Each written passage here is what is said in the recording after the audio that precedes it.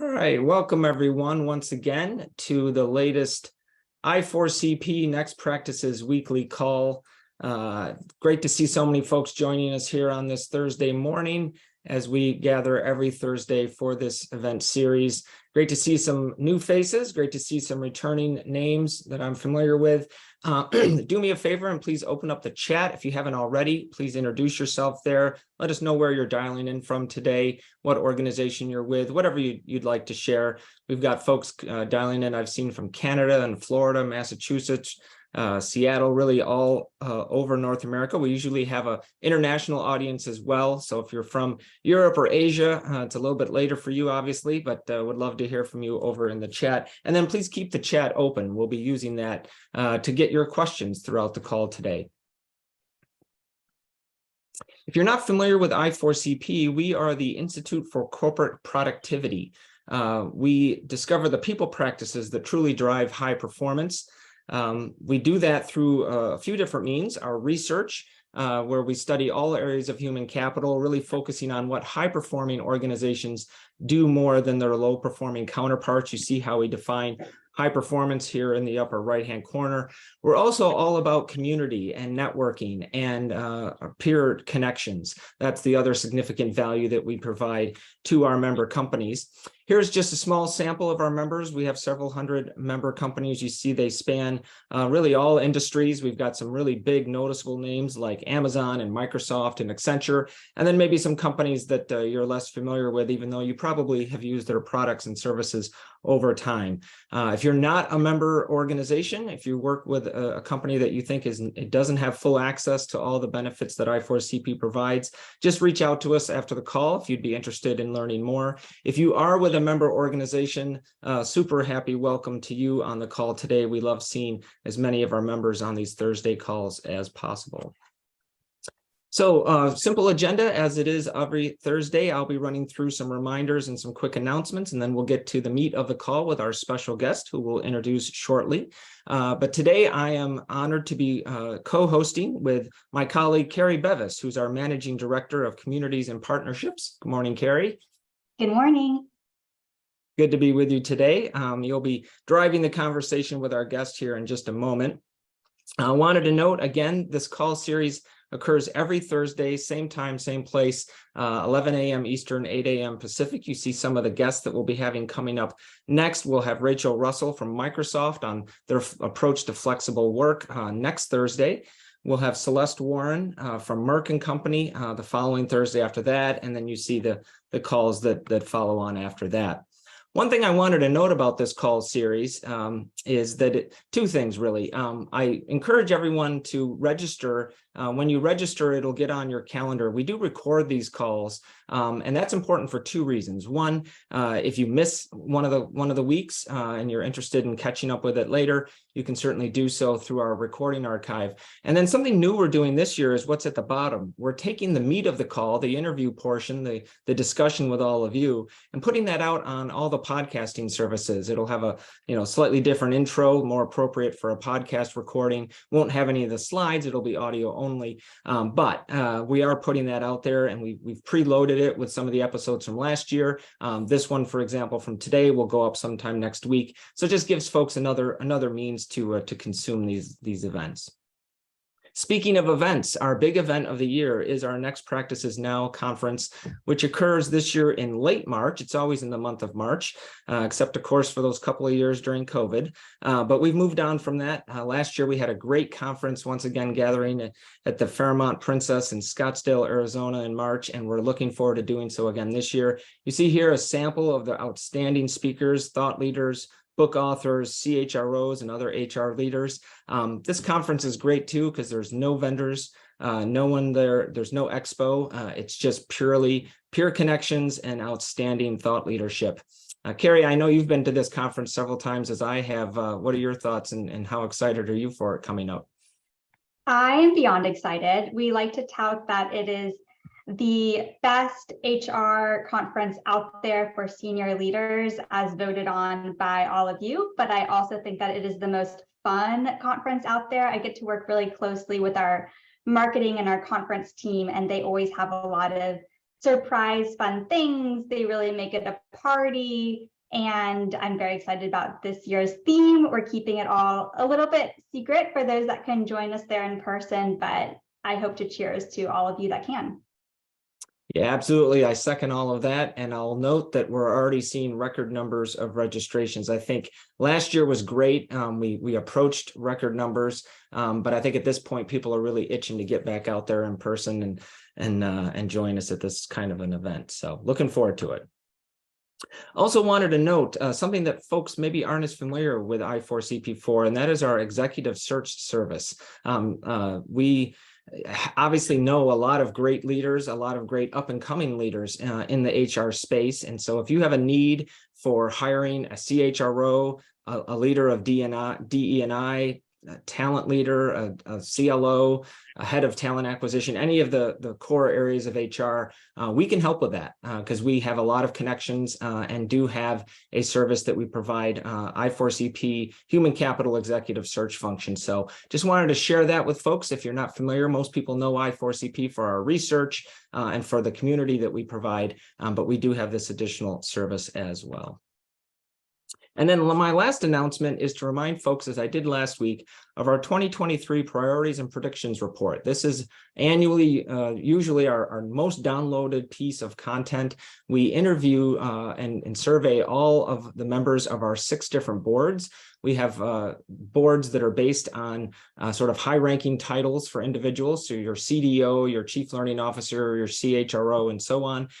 They get interviewed on what their priorities are going into the new year during the fall timeframe. And we curate that, go through, aggregate that data, and put out a very robust report, and we make that available to the public. So Zeta has put the link to that, as she has some of the other items I've been speaking to over in the chat. If you haven't downloaded this piece yet, I'd highly encourage you to do so. And with that, I'm going to turn things over to Carrie to sort of lead on the interview today with our special guest. I'll be watching the chat. So everyone who's participating on the call today, please keep that chat open. Use it to ask questions of our guest. And I look forward to this conversation. Thank you, Tom. I am so honored to be able to help interview JP Elliott, Chief People Officer at WilliamsMarston, LLC, and most exciting to me, the host of the Future of HR podcast with the brilliant purpose of helping to support the next generation of HR leaders learn from the most successful HR executives. As Tom helped to introduce me, I support community and social learning at I4CP, and I'm an avid podcast fan. So anytime I get to listen to something and feel like I'm learning, check multiple boxes at once, I am thrilled. So JP, welcome. Thanks, Carrie. Thanks, Tom. Really excited to be here and looking forward to hopefully add some value for the folks listening in today. Absolutely. I want to talk a little bit first just about where you've been in your career, help set the stage. You've had a very interesting and varied career history and talent in HR dating back to the late 1990s. Just to name a few here, and a lot of amazing employer brands: Kaiser Permanente, Taco Bell, IBM, Lenovo, Brinks, Dick's Sporting Goods, JCPenney, McAfee, and more. Can you share a little about some of the highlights from your journey, and how do you kind of connect the thread across those? Yeah, sure. And I think, the late 1990s ages us a little bit, right? But I guess I'd start just kind of my background and why I chose HR. Looking back, my dad had a PhD in economics and was a small business owner, an entrepreneur, very creative. My mom was a marriage and family counselor. So from basically 15, 16 on, I decided I wanted to do something in business with people. And it wasn't until college when I realized you can get a PhD and do what we do every day in HR. And I think that thread of business, people making a difference has really kind of been, weaved throughout my career. I've been really focused on building high performance cultures and leaders that drive growth. That's really where I started. My career started at Taco Bell, Yum Brands, in my substantive career, and really learned what good HR looks like. And then from there, moved into consulting. I really wanted to, and I've always believed experiences matter, and that's how we grow, we learn. and went into external consulting and just, really started to see there was a big world outside of what I was doing at Taco Bell with Young Brands. That led me to Lenovo, an amazing, at the time, I think 14 billion in revenue. Not at that time, I think we were 4 of the PCs in the world, a Chinese-based company that really thought globally. And we grew to 32 billion while I was there. Yeah, incredible growth. That led me the opportunity to then become a VP of talent at Brinks. And it was, again, an opportunity to transform a business that had really been very different from Lenovo. Really had the opportunity to sort of transform that from a culture perspective. Did that, was excited, got to be the CHRO for the US business for a time, and then wanted to get back into talent. Honestly, I love being a chief people officer, but I also love talent. Had the opportunity to be the head of talent for Dick's Sporting Goods, which is an incredible company, working for an incredible boss. And ultimately, my family did not love Pittsburgh, even though it's a great city. I think we really missed Dallas. My mom and my in-laws wanted to get closer to us. We decided to move back to Dallas, and that kind of led us back here. And then you kind of fast forward through the pandemic. And I have now kind of made the choice to move into private equity, and have been super fortunate and honored to join WilliamsMarston as their chief people officer. And I've been there about 5 months now. And in the meantime, I started this podcast, which we'll talk more about, and obviously super passionate about that piece as well. So that's a little bit more about my career and my background. Thank you. Yeah, let's get into the podcast. Sure. So, it's a shameless plug. It sounds like, of course, you have a lot of wisdom. No, please do talk about it and what the experience has been like becoming a host. I think it's really interesting. I think for an HR person to put themselves out there, I'm not going to lie that I've been thinking about doing something sort of like this for a while. I talked about how can we develop the next generation of HR leaders to people, and I didn't do anything with it. It was no action. And I said, ultimately, I sat back and said, I've been so fortunate to have these amazing leaders, amazing HR folks that I've gotten to work with who've really impacted my career, that I wanted to pay it forward. Like, how could I do that the same? I'm so passionate about the future of HR. I think it's the really most incredible functions you can be in, that we have so much impact on organizations if done right. But not every, young early career HR leader is so fortunate to work at those brand names you showed at the beginning of, our call, or who are on this call today, right? So how do we reach those young next generation HR leaders, as I call them? And so I just had this crazy idea. I said, I'm going to do this podcast. I had never built a podcast before. I actually edit the whole thing myself. I did do the graphic design. I did bring some in on that one. And just kind of said, hey, I'm going to go for this. And my good friend Ken Keener was the first pilot episode. And then I convinced a few other people that I knew, Mark Efron, Holly Tyson, et cetera, to do a couple of these things. And I just launched it, and it's been terrific. I think what I've learned is that, one, people really do want this content. The reception's been amazing. I think the hard part is always wanting to get the word out. Two, it's a huge commitment to say I've been doing this and I publish every week. And so I think if you step back and say, my goal is to get, I'm going to go through, I launched October 4th. I'm going to do it for a year, get through 50 podcasts, and then we'll evaluate. But I also want to do this for my children, which is, I know, a little strange, but I want to show my son and my daughter, who are 12 and 9, that you could build something, put something out there, and the tools and the world has shifted so much, you can make a difference even from your home. And so I hope this does, and I hope that, people get a chance to take a listen to the podcast. Always want feedback, how we can get better, guests I should bring on. But I'm really trying to bring a practitioner's point of view, because I've been in the seat. I think that's what differentiates the podcast for me, is that I'm actually have been an HR leader and am an HR leader. I'm not selling something. I'm just doing this because I really want to give back. JP, you're also not going to impress a 12 and 9-year-old by getting articles published in Harvard Business Review or even the Wall Street Journal or something. So the podcast, I think it was a wise move. Good call. No, I think that's good. Well, I would love to get in the Harvard Business Review article done as well. And I think we all want to write. I mean, I'm not saying that podcasting is easier, but what has been really incredible, and I think I'll bring up some of the ideas today, is when you're talking to these leaders, I'm learning too, so I really think about the interview, and every time there's something I'm like, wow, I haven't thought about that for a while. It's a new perspective. And so I think that's what's great about podcasts, and not just my podcast, any podcast I think are tremendous. And I could obviously recommend a few more, but it's just really an opportunity to continue to learn, which is something we're all doing today. And I appreciate everyone being on the call to hopefully learn some things from me. Yeah. Is there anything that you've learned throughout this experience that you wish you had known at the beginning? That's a great question. I think I'm still learning how much work it really is going to be. I think my family's probably, 5 a.m. in the morning on a Saturday and Sunday, I'm probably podcasting. I'm like editing podcasts and doing that work. So I think the commitment is pretty big. I'm thinking about how I can maybe potentially build more systems for it. It's also hard to get great guests. I mean, that's also part of it, right? You got to bring the right guests on, and that is not easy to do every week. So that's a grind, especially when you are a chief people officer. So. Yeah. Well, we would like to dig more also into your role as Chief People Officer at WilliamsMarston. Can you tell us a little bit more about the organization and how it's different being in a private equity-backed firm? Yeah, WilliamsMarston's I think an incredible story. It is, we are an accounting, tax, and valuation advisory firm.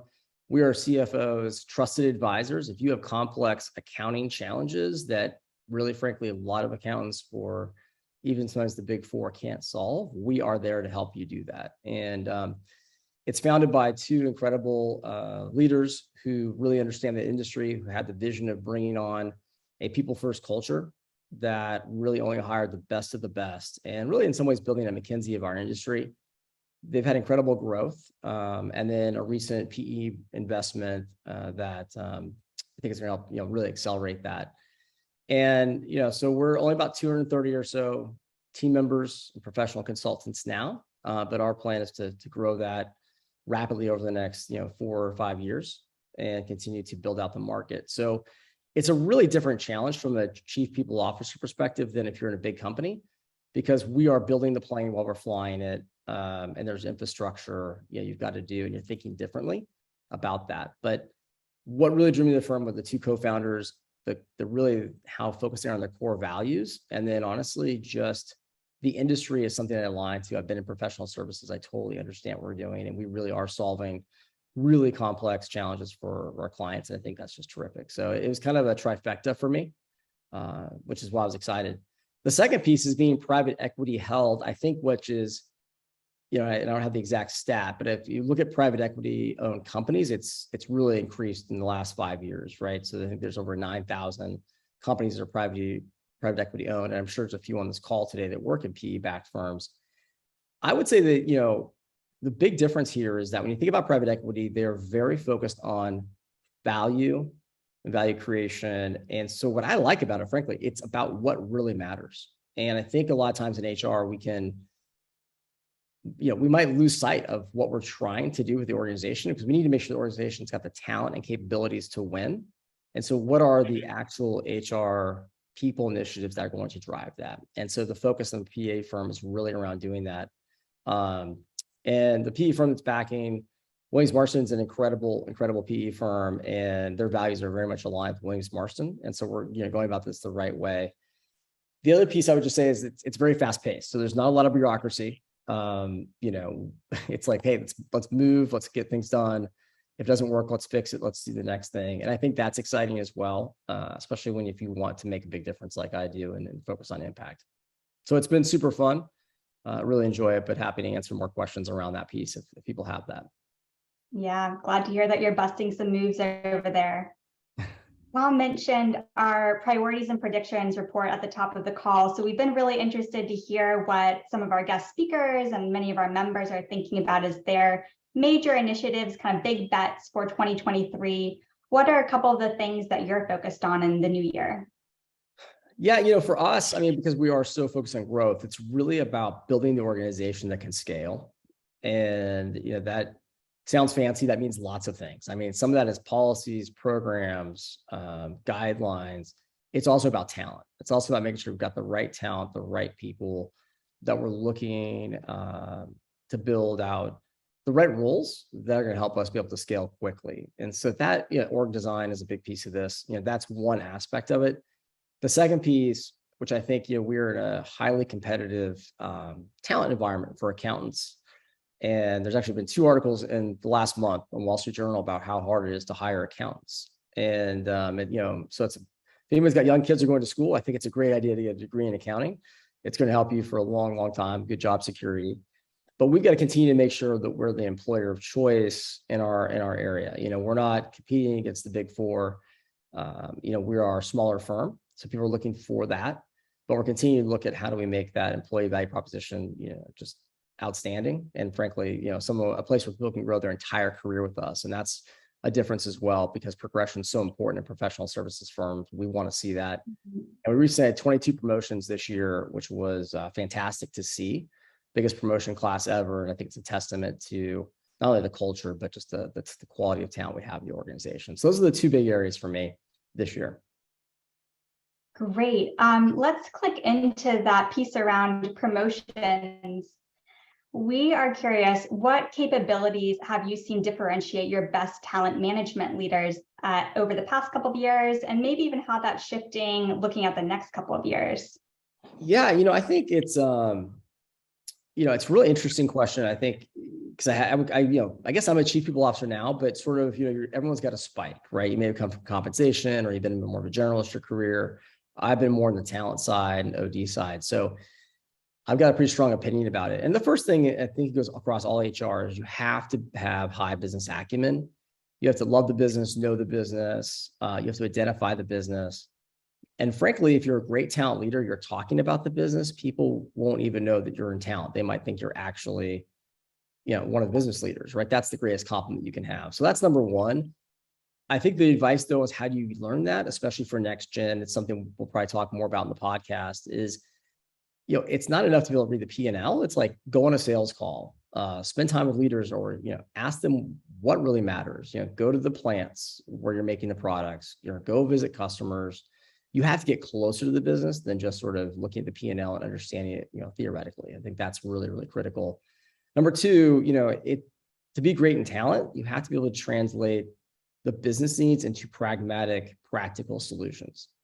One of the challenges you have, and I have a PhD, so I'll get kind of sometimes painted with this brush of being academic, without people knowing me. But when we get too conceptual, we lose the business leaders, right? And so the way I always think about it is there's an iceberg, and you've got the iceberg. The tip of the iceberg is what the executives care about, business leaders. Okay, we're going to go do a high potential program. We're going to have manager training. We're going to do this org design. Below the water in the iceberg is all of our intellectual thoughts around that. There's theories, there's some science, whatever happens to be that we like to geek out on in HR sometimes, but don't lead with that. Keep that under the water. They don't need to know it. Make sure you've got good sound principles. They ask, you can go into that, but stay focused on how it's going to actually add value. And for me, every initiative's got to be tied to three things. One, increasing revenue, right? If not increasing revenue, if it's not reducing costs, if it's not improving productivity, you need to rethink your talent initiative or program, right? You need to align to one of those three things. And you might say, well, that's employee retention. So, okay, let's reducing costs because we think it'll actually reduce our cost of hiring more people. That's fine. So we sometimes can still use that language in HR, but if you can tie it back to increasing revenue, reducing costs, or increasing their productivity, you're going to be way, way better off. The last thing I would say, or the next thing I would say, is thinking about systems. So when you're designing systems and processes, because you want repeatable, consistent processes, especially around how you develop your talent and think about your talent, whether that's your talent review, performance management, hypo succession, whatever it is, but design for individuals. So think systems and process, but design for individuals, because each of us is different. And so when you get into it, how we help someone develop and grow with a 360 or coaching is going to be different, but the system's got to continue to work. So you've got to hack both sides. You can't just build systems and expect that to actually deliver. You've got to actually know your top 100 leaders, top 50, have a point of view on them. That's so critical. It's a high bar, but I think if, and I'm borrowing a lot, frankly, from Mark Efron and Jim Shanley, but I really think if you can, the top 50 leaders in your company, you should have a clear point of view on them. And this is something Jim Shanley is really big about. One of our guests on the podcast.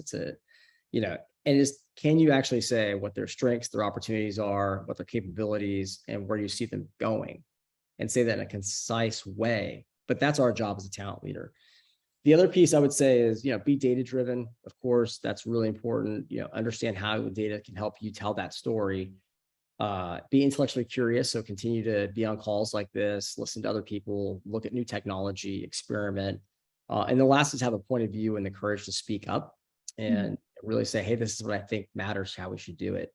If you kind of put all those together, I think that makes a great talent leader. Someone who's really business focused can add a lot of value.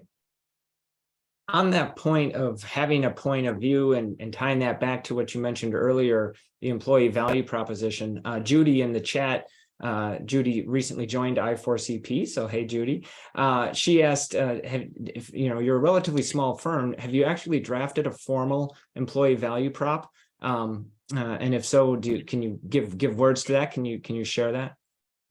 That's a great question, Judy. We don't have one as I think formally, like with the tagline and everything, but the co-founders and our managing partners really have a very clear employee value proposition. I mean, it's in our investor deck. There's multiple slides on people because we are a people business.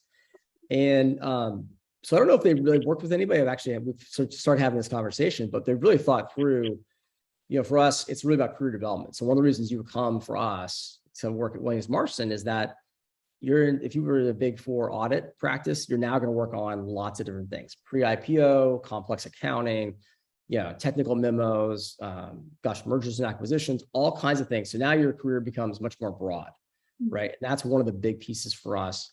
Compensation, of course, is important, and so we can offer that. Being private equity backed, equity is a piece of that, for some levels, but we haven't formally, I guess, laid it on paper as much as we need to. That's one of the things we're going to look at this year is really how do we build our brand and make sure we're telling our story in a unique way. I think we've done a pretty good job of that, but we haven't maybe sung it from the mountaintops yet. So, but I do think it's an important thing for organizations to do, to have an employee value proposition. I've gone through that work multiple times, but it does come back to the brand, right? And so I would encourage you to do it, Judy. I think it's important work for your organization, especially in today's age where we all have choices. We have thousands of things have hit us every day on LinkedIn, or they're going to Glassdoor, or Indeed. It's really important that we have a strong brand. And I think LinkedIn will tell you that it takes about 7 impressions for people to actually really engage with your recruiters when they reach out. They might have seen it 7 different times. And so I think we've got to continue to really, beat that drum. Interesting that you talk about how when people join the firm, they get this broad range of skills, projects that they get to kind of expand their skill set and experience. Thinking about the future of learning and what that means for us all, can you tell us why you think that skills and projects, not pedigree or roles, will define the future of HR this year? Yeah, so that quote really came from Molly Nogler, who's the SVP of Learning at Pepsi and a good friend of mine. And we talked about it in the podcast, but it does really ring home for a couple of reasons for me. I think fundamentally the world has shifted a little bit. There's definitely a renaissance right now in HR of us looking at skills-based training. I think some people are going to say it's old wine in a new bottle. We had competencies, they may or may not have worked. The difference today, in my mind, is the technology that can back that up and make competencies less, make skills actually a lot more accessible for folks and thinking about that. So I think skills is really important. I also think, from the fundamental unit of measure of how we measure work is really about projects and experiences, right? And so when you start to say, well, can I do a project? It's because I've got a certain skill set, right, that allows me to do that project. So I like the ideas of skills. I'm a little bit more focused on projects and experiences and saying, well, what has this person done and can they do? And maybe back into that. Sometimes you might say multiple skills can get you to that project. And I think this is where I think, because of social media and what you're starting to see, is people can sort of prove they have these skills and capabilities, which is sort of shifting people away in some point, and I think younger generations especially, saying, well, do I really need to go to college, or I need that pedigree to get that job? But if we're honest with each other, we all know that we're still looking at that college degree as really a precursor to say, is this person dependable, intelligent, right? Have the right kind of background, et cetera, to invest in them. But there are plenty of people out there who are building things today And I guess the example of my podcast, even though it's not anything that fancy, but you put this out there and you could show that you could build something and produce something and may or may not have that skill set you're looking for, that background, right? The pedigree.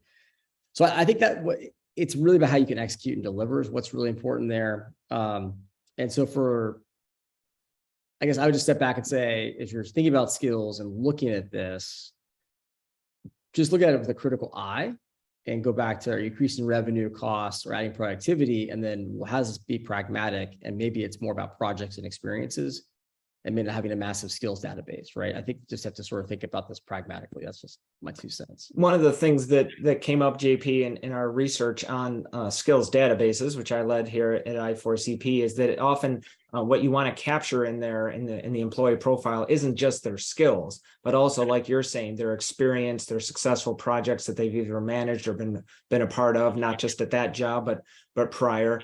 So often the term skills database is a bit too narrow of a name for it. You really want it to be an overall sort of capability database for the employee, which still is an improvement on the rather poor proxies of college degrees, certifications you've got. In some cases, obviously being a doctor or anything licensed, you got to have certain things by law.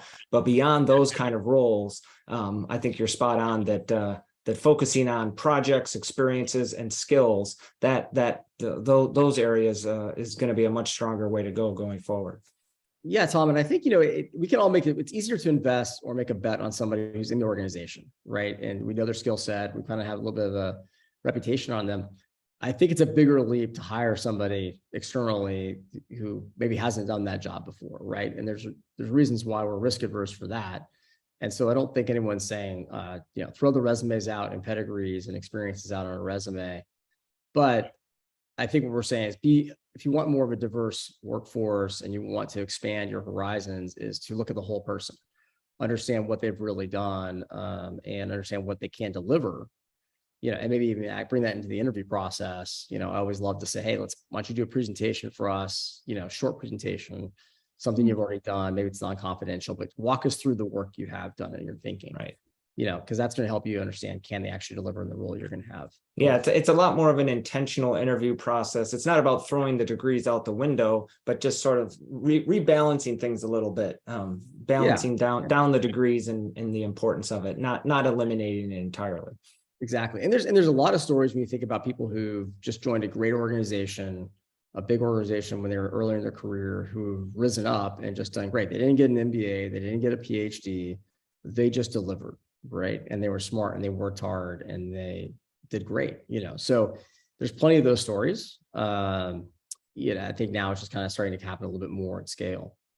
But I do think if you got from a learning development perspective, if you have an LMS, if you have a degree, whatever your learning platform is, the skills revolution and ability to really put actual, I think, meat on the bone of own your own career, which we talked about for a long time, actually starts to take place. The challenge is, of course, the investment level and what that's going to look like and what the ROI is for the organization. That's going to be different for every organization to decide if they can actually make that investment and what's the best way to do that. Yeah, thank you for kind of fleshing out some of those implications and the impact specifically on the learning development function in organizations. Are there any other tips maybe for our audience today that are starting to make that shift towards skills and projects?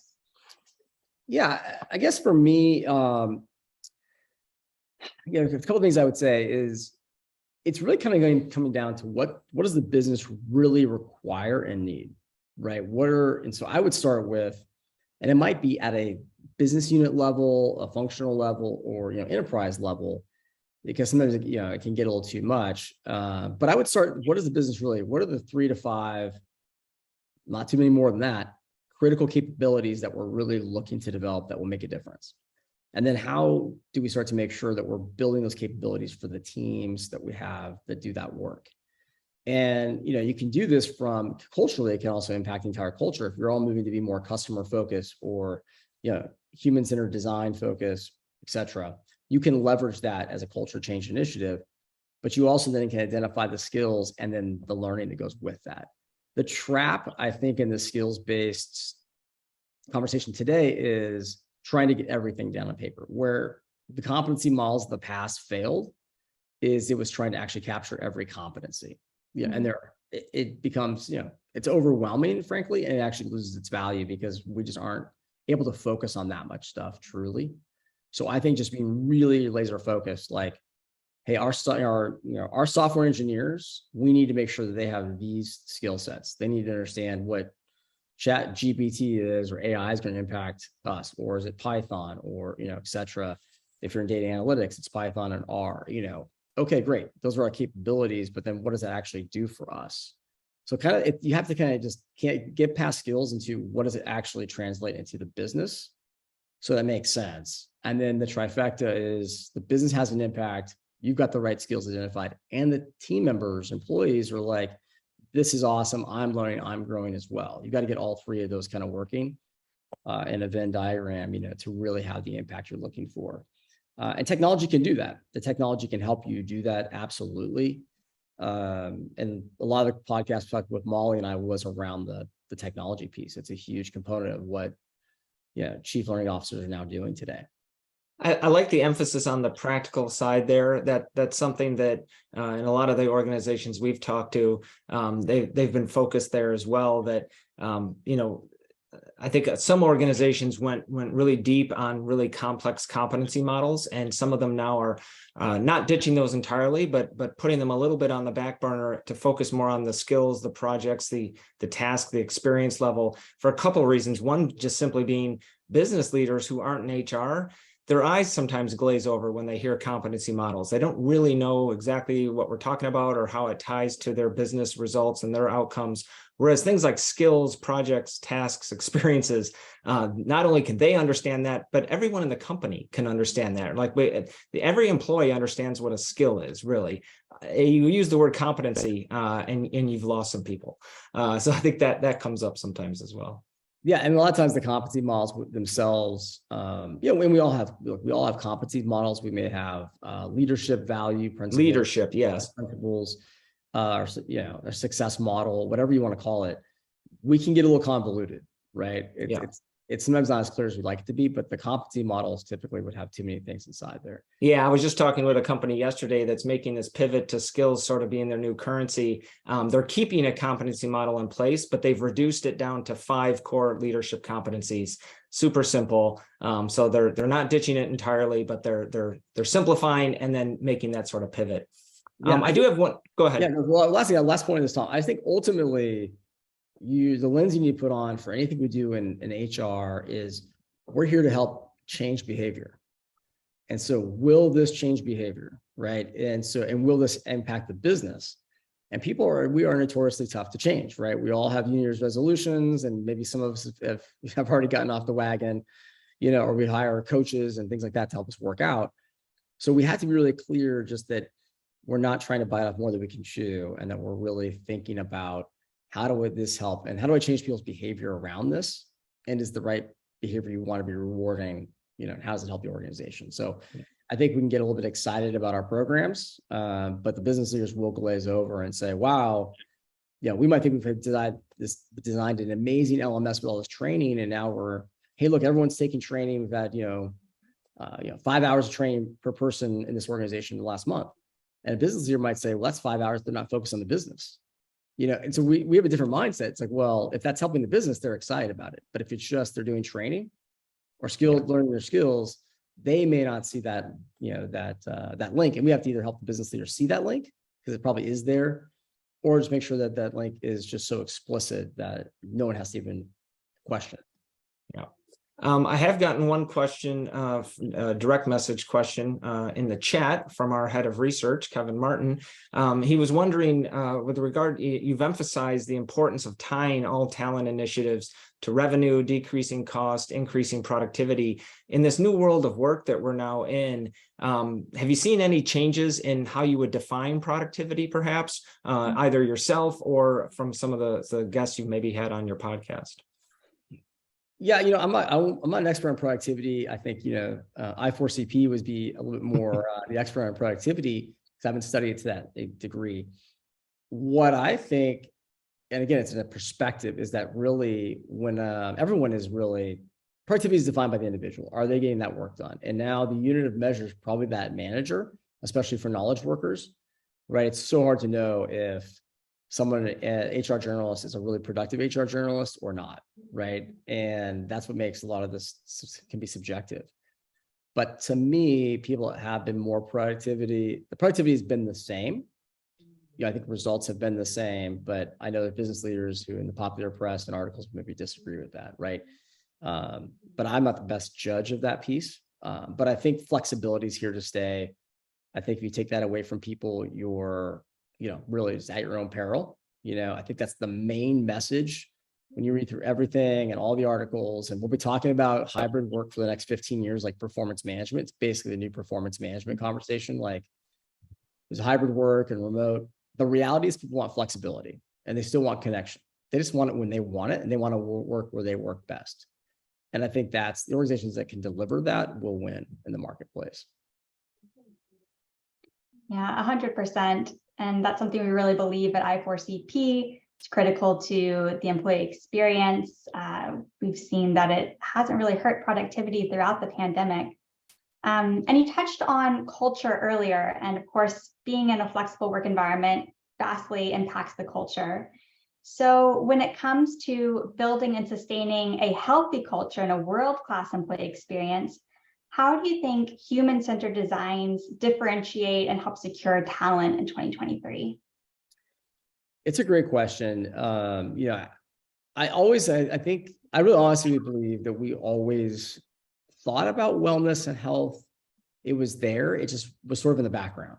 We went to offices and, people were burnt out. That's not a new concept. People had a lot of different demands, but the pandemic shifted it radically because now everyone was inside everyone's living rooms and we saw people's kids and dogs and, everything was happening and we felt more, I think, connected that way. And we started to talk about wellness and well-being and mental health. And I think that's a really positive thing for the organizations. So kind of building on that, we're now in a place where we're really being more thoughtful about it. And we're trying to be more thoughtful, I think, as organizations and business leaders. And human-centered design is a really good tool to do this, because, of course we're humans, right? So human-centered design is really kind of an offshoot of design thinking, user experience design, where you're putting yourself into the shoes of whoever that customer or team member is. And so it's kind of the foundation of when you talk about employee experience design, they're kind of all cousins, except with human-centered design. And John Foster, who's very, very popular, or very, very focused on this topic, a 4-time CHRO, first CHRO for Hulu, was on the podcast and went deep on this, actually one of the top performing episodes. But he, you think about what it really is just saying, okay, so how does this impact somebody? What's the friction? What's it feel like? What's happening here? And not thinking about your process, but thinking about the impact for the end user. And then rapid design. So how do you do it and scale quickly instead of trying to take 6 months to redesign your onboarding? Just implement something the next week and say, let's try this instead. Did it work? What was the feedback? Quicker, rapid design is really what people really are thinking about overall to make that come to life. So I think the more that we're thinking about the user experience and our human experience and what our team members are experiencing, whether it's onboarding, performance management, compensation, and really thinking through, what they're feeling when those things are actually happening and how it might feel to get that email, to log into this system, to have a conversation with their manager. That's where you start to kind of bring this to life, right? And it applies to wellness in other areas, of course, right? Because we have lives outside of work, which I think we're acknowledging more and more. So it's a great tool. I think you can call it whatever you want to call it. I mean, we'd love to put fancy labels on it, but really just say, gosh, what's it like to be a new hire? What's it like when they get the laptop in their home? And is there anything inside the box besides a laptop? Should we put a note? What else can we do to make sure they're feeling high touch and that we care and all those things? You working at a smaller private equity backed sort of fast paced organization like Williams-Marston. Greta has an interesting question here in the chat. What have you done there in terms of culture to both promote, having a high performance culture in the environment that you're in, but given everything that you just said about culture? Yeah, I think it's there's a couple of things. One, I mean, the company has been a high performance culture just from day one. We are, because of professional services, utilization is part of the bonus structure for our consultants. They are motivated to go out and get those hours, except that we kind of cap it at 50 hours a week, and for them to get their and we don't want them working more than 50 hours a week. We want them to have some work-life balance, which actually may not sound like work-life balance to you, but it is in our industry. But we have a high performance culture, and there's pressure because we're hiring people who just are really top performers from where they're coming from for us.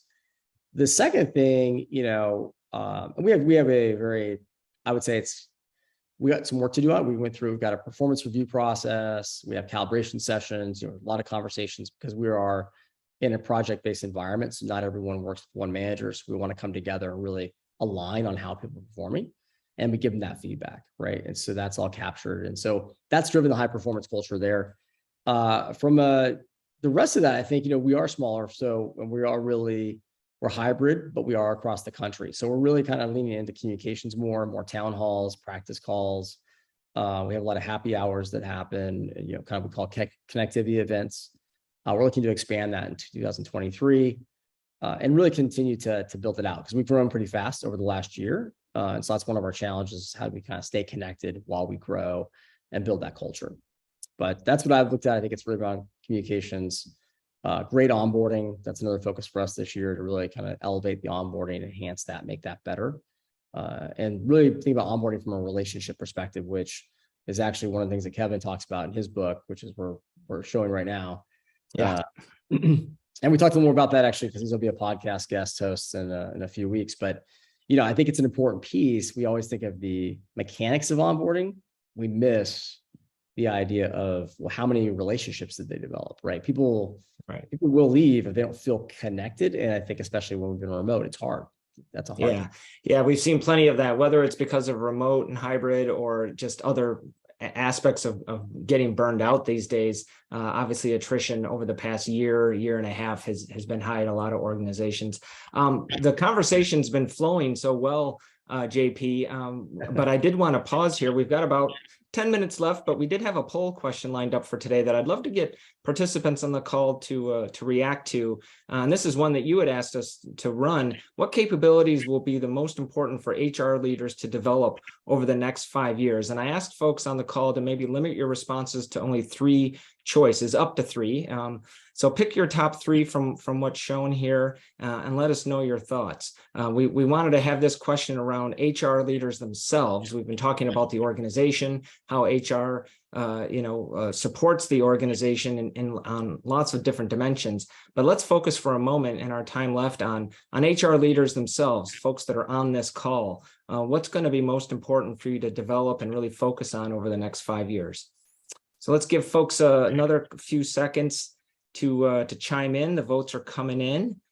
Appreciate that, everyone. Please choose up to 3 responses. Zoom, as far as I know, Zoom doesn't have the restriction to limit you to only 3. So I'm asking you to please limit yourself in that way.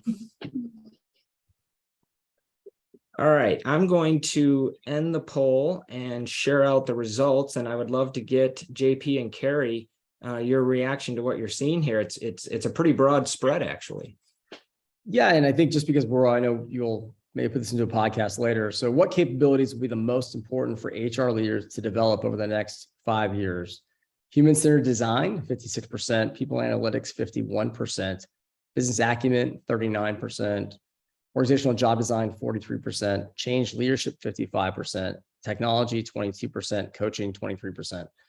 So it looks like, I guess we could say human-centered design, change leadership, and people analytics were over 50%, the top 3. Yeah, I think, this is interesting. It's for me, what I would say, it's interesting. Change leadership is one that I'm a little bit interested to hear more about from folks around that. I mean, we're always going to be change happening. So whether you want to call that traditional change management, we are always driving change. And there's probably not enough resources for HR leaders to think about how they do that. Some people are just better at influencing and others, or have a playbook they're following. So that's one I think we definitely need more focus in the field. Human-centered design, we talked a lot about. I don't think there's actually a place to go for that either. I think there's another opportunity where we can build that skill set. And people analytics, I think it's super important. It's really, really untapped potential, but you've got to be a leader that understands how to leverage those people analytics leaders, because sometimes they can be a bright, shiny toy in an organization, but we just don't always know what to do with them. And so I think that's one of the big areas there for me. I don't know, Carrie, what are your thoughts, or what the questions are coming through? Yeah, I think that change the leadership being at 55% here is really fascinating. I mean, as you said, so much of what HR is focused on is changing behaviors, and we are looking at a future of economic instability. It's just been this acceleration of change in all of our lives. And so I think that will be a very evergreen topic. And I hear a lot of our members asking about this, asking F4CP to come with some of this resources. How can our managers be those change agents? I think another interesting thing here is technology and coaching, hovering around 20%. I think that is perhaps because those are more kind of enablers of the things that were voted higher up. Jacob Goodapple makes a great point in the chat that's tough to choose between analytics and technology, because technology is very embedded in all of these things. And I want to surface a question he has for you, JP, which is, do you think business leaders would agree with this distribution? Oh, Jacob, I love that question. Because that's really, you think about who's the client. I don't think they would actually. My guess, they would probably put business acumen number one, right? Because I think they always want us to be more focused in the business, and learn the business more. And a lot of us, once we get that, if you earn that right, tremendous. I'm 5 months into WilliamsMarston. I had not earned that right. I'm trying to learn the business every day, but that's a really important piece. I would probably then say they would look at organizational job design. I mean, they might even put talent, just hiring great talent is probably one they would put on this list. That always continues to be the focus. Because smart leaders understand that it's not just culture, but it's also having the right people in the seat. And I think that's super important. So very astute of you, Jacob, to ask that question. And it's a question we always should ask ourselves, put our list of priorities and put our goals together, and then say, is this what the business would actually do? Before you go to them, and make sure you really are aligned. Because sometimes they might say, why would you put that on there? Also getting a couple of interesting comments here from both Regina and Gabby, agreeing that change leadership would be one of the ones that they chose, or did choose if they voted in the poll here, because it's one of the hardest to actually train and upskill leaders on. And I would agree with that. Coming from an L&D background myself, it definitely is something. Thoughts on that? Any tips on how you can help people up their game in that one area? Yeah, I think the best organizations have a model for how they think about change leadership, and they talk about really equipping the leaders. That's part of their manager training, right? Of kind of how do you bring people along with you? How do you implement new changes? Because even if you're a mid-level manager, and we all know that most managers have most of the work. If you're a director in an organization, you're probably having to do most of the change in an organization, and they have the least amount of resources or support. So I think it's great to build that into that training. The other thing I would do is, if you are making a change, put together a 1 to 2 page kind of tip sheet. Like, what do you expect them to do? What are the key messages? When are they supposed to do it? Make it easy for them. Build a recipe book, basically, and give that to folks. Don't expect that they're going to do it or have it right. You actually have to be more prescriptive than you really want to be, probably. And they're going to thank you for it. Because even the ones that don't need the prescription or need the recipe, that's fine. But a lot of them will, and they'll be thankful because they're busy, right? They're running from thing to thing, and now they have to go and talk about this change piece. They're going to be oh, this is great to have these talking points. It makes me feel more prepared. And I think that's my best advice on that one.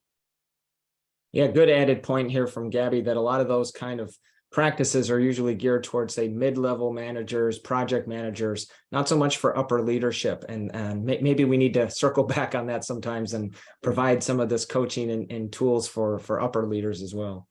Yeah, and if you've got a leadership model, let's say your organization is going through a massive transformation, which most organizations are. CEO she's got an agenda to make a big change in the organization. Tie into that, kind of basically, drift off that and say, hey, let's figure out, in our success model, is change leadership something we need to make sure everyone thinks about. This transformation is so important. Let's define what that change leadership is, and let's make sure people are doing it, and then be pragmatic and practical about what you expect from behaviors you want to see out of those folks. Well, I was just going to say, Carrie, I think one thing I know you and I talked about before the call that we're going to end on here. We've only got a few minutes left, but I wanted to bring this slide up again because I was wondering, JP, if there were any nuggets that you might want to share from the guests you've already had on your podcast. Anything that comes to mind. We didn't prep you for this ahead of time, so I'm sort of putting you on the spot. But anything from the guests you've had that you thought were just really interesting practices or things that you could share with our audience today. I think so Steve Hunt is an author of a book called Talent Tectonics. You guys should probably bring him on. He's an amazing, amazing person. It's a tremendous book. He was one of the episodes at the end of the year. He talked about really how two things are impacting us. One's aging demographics and technology and how it's impacting the workforce. Super data driven, like one of the nuggets out of there, which I did not know, over the last 100 years, we've actually added 35 years to the span of our lives. So we've extended our lives by the average age of 35 years since the beginning of the century of 1900, right? So he gives a lot of really interesting facts. One that I thought was interesting too, he talks about the office and the office being outdated technology, and why the office was invented was because we didn't have another way to collaborate. And so sometimes we're relying a little bit on outdated technology. So that's a fun one. There's a ton of nuggets. I think the best of episode I put together for the end of the year is a great podcast to hear some of the amazing nuggets. But the other one I love, and it goes back to the business acumen piece from Ken Keener. Early in his career, he had an HR VP that said to him, Ken, you either get linked to the business or get lost. So get linked or get lost. And I thought that was such a great quote that just stuck with me in terms of like, you have to be embedded in that business. If you're a business partner or L&D, et cetera, you really have to get close to the business to make that kind of difference and make impact. Yeah, great. Thank you. Yeah, those are some good ones. I also looked through the roster of the guests you've had. I didn't put their names here, but I did put some of the organizations. And I noticed several I4CP members, several of our board members like Humera Shahid from Intuit you've interviewed, and various others that we have in our circle here as well. So I'd encourage everyone to check out the podcast, add it to your rotation if you're a podcast listener. And I'm glad you did a best of episode. I think that's a great idea. I think it's something we'll need to adopt here at I4CP for these Thursday calls in 2023. That was a necessity. I was like, okay, I want to publish every week. It's Christmas week, or basically. I was like, I have episodes, but I was like, maybe I just do a best of. It'll keep me a little more. But it's not about the pod. I mean, the podcast is great. I think if you love it, I really encourage, especially early career HR leaders. That's who I really designed it for. So appreciate you guys giving me the opportunity to spotlight it. But hopefully today I added some value to folks, and you got a couple of nuggets that'll help you go back and be more effective. Steve Hunt is the author. I just see that popped up. So Steve Hunt, Talent Tectonics. There you go. Zeta's on it. She's on it. Yes. Yeah. Thank you. Well, JP, thank you so much. I'm really glad that we were able to learn more about the podcast, learn more about your role, and Zeta has certainly listed that link in the chat a number of times. So if you haven't already added this to your listen list, we will share it once more. Yeah, no one's paying anybody for this, by the way. So I am not paying I4CP. This is not a commercial. I do appreciate it. It's great, but it's more exciting just to be on here and honored to spend some time and help out. And hopefully it was impactful for everybody. Well, we very much appreciate it. Carrie and I have enjoyed this conversation, enjoyed getting to know you, as I know everyone on the call has as well. So thank you again, JP. And just to wrap, a reminder, everyone, the hotel is booked up very quickly for our conference in Scottsdale, Arizona at the end of March. So again, encourage you to register as soon as possible if you haven't already. And look forward to having everyone again next Thursday. We've got a great guest from Microsoft who will be joining us to talk about their approach to flexible work. And Microsoft's been at the forefront of this, done a lot of very interesting research. So looking forward to that conversation as well. Thanks again, JP. Thank you, Carrie, for co-hosting today. Appreciate it, and wish everyone a good rest of your week. Thank you.